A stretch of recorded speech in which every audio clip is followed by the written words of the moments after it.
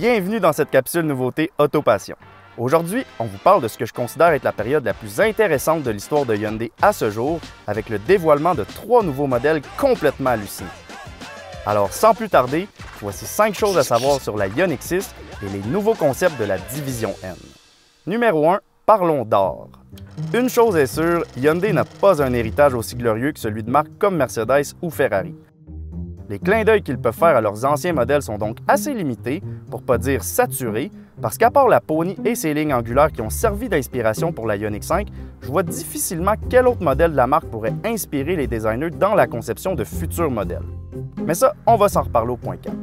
Toujours est-il qu'heureusement, l'histoire du monde automobile offre un éventail de styles beaucoup plus vaste et beaucoup plus intéressant que celui de Hyundai. Donc, pour jeter les bases de la Ioniq 6, c'est finalement le style streamline moderne qui a retenu l'attention de ses designers. Ce courant artistique qualifié parfois d'évolution, parfois de successeur au style Art Deco, a influencé plusieurs designers au cours des années 30, et ce, autant dans le monde de l'architecture que dans celui des appareils ménagers et bien sûr celui des transports. Par sa simplicité, ce nouveau style est en fait une façon plus efficace et plus économique de concevoir les choses. C'est en quelque sorte la limite de l'ingénierie, de la technologie et du design industriel dans les contraintes que dictait la crise financière de l'époque. Des artistes comme Amos Northup, considéré comme le père du streamline en automobile, ont donc littéralement révolutionné l'industrie avec leur création épurée aux lignes fluides, parce qu'il faut dire que contrairement aux immeubles ou aux fers à repasser, le style streamline moderne offrait une fonction plus concrète que le simple esthétisme pour l'industrie automobile, soit celle de rendre les véhicules plus aérodynamiques et donc plus rapides et moins bruyants. Près d'un siècle plus tard, l'aérodynamisme est plus que jamais au centre des préoccupations des manufacturiers, surtout quand on parle de véhicules électriques. C'est donc pourquoi qu'en adoptant le style streamline comme pierre angulaire de leur concept, les designers de la Ioniq 6 ont offert une base solide aux ingénieurs de la marque pour que leur produit final soit le plus aérodynamique possible. Et ici, c'est mission accomplie, parce que oui, la Ioniq 6 est rapide, oui, son habitacle est silencieux, mais elle est surtout hyper éco-énergétique grâce à son coefficient de traînée de seulement 0,21, ce qui en fait l'une des voitures les plus aérodynamiques au monde, devancée uniquement par la Mercedes EQS et la Lucid Air avec leur CX de 0,20. Donc, pour une auto qui coûte au moins 2 à 3 fois moins cher, la Ioniq 6 impressionne, mais rassurez-vous, parce qu'elle n'impressionne pas seulement au niveau de son look et de son aérodynamisme, et c'est ce qui m'amène à passer au deuxième point, le souci du détail. C'est un secret pour personne, Hyundai doivent respecter une certaine limite dans le développement de leurs véhicules pour que leurs produits demeurent abordables. Mais malgré tout, les concepteurs de la marque réussissent toujours à surprendre par leur ingéniosité et leur souci du détail presque maladif. Prenez les pixels par exemple qui sont à la base de la signature stylistique de la gamme Ioniq. Dans le cas de la 6, on en retrouve précisément 736, pas 735, 736 parce que le 6 est important. Donc, comme vous pouvez voir, les phares et les feux en sont truffés. Et fait intéressant pour ce qui est des feux, chaque DEL est indépendant, ils peuvent s'illuminer de façon à créer plusieurs chorégraphies, allant même jusqu'à imiter la célèbre Trans-Am de la série Knight Rider. Et selon moi, il n'y a pas juste cette auto mythique-là qui a servi d'inspiration à l'arrière de la Ioniq 6, parce que l'aileron au bas de la lunette rappelle beaucoup le fameux Whale Tail des Porsche 911 de la fin des années 70, celui sur le coffre rappelle le Ducktail des 911 mais du début des années 70, la forme de la ligne de lumière rappelle celle des fameuses 911-993 des années 90, et même les feux verticaux dans le diffuseur rappellent les controversés garde-pare-chocs américains des années 70. On retrouve aussi d'autres DEL illuminés à l'extérieur, comme les 6 au bas du pare-choc avant, qui ne se retrouvent pas à cet endroit-là que par esthétisme, parce qu'ils indiquent en fait le niveau de charge de la batterie à l'aide de petits DEL, une caractéristique très utile pour les autres usagers de bornes de recharge publique qui pourront avoir une idée d'où vous en êtes dans votre plein d'électrons.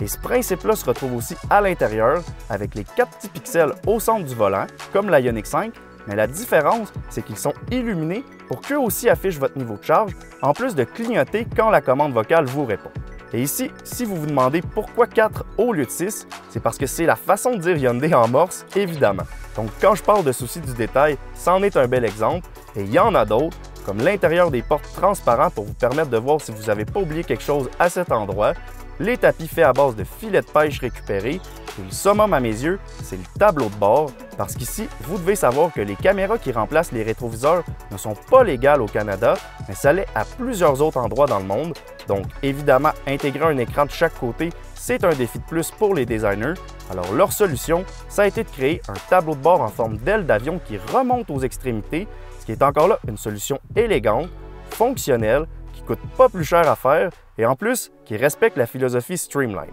Fallait juste y penser. Numéro 3, une plateforme connue.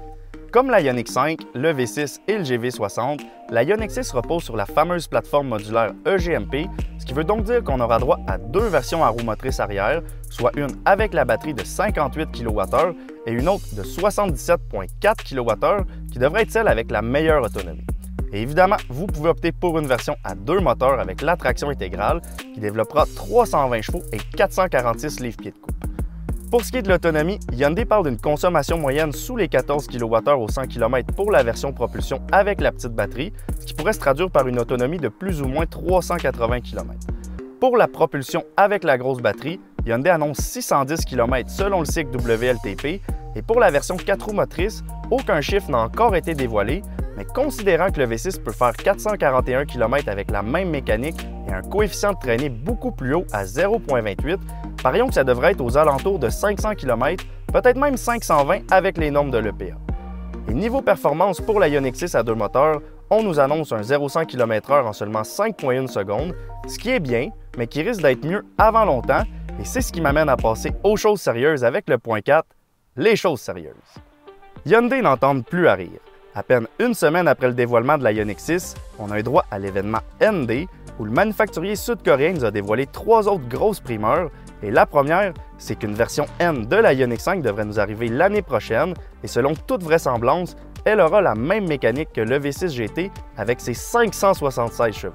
La deuxième, c'est le concept ARN22E, une Ioniq 6 sur les stéroïdes qui développe aussi 576 chevaux et qui, comme son gigantesque aileron le démontre, a aussi été complètement repensé pour être une bête de piste.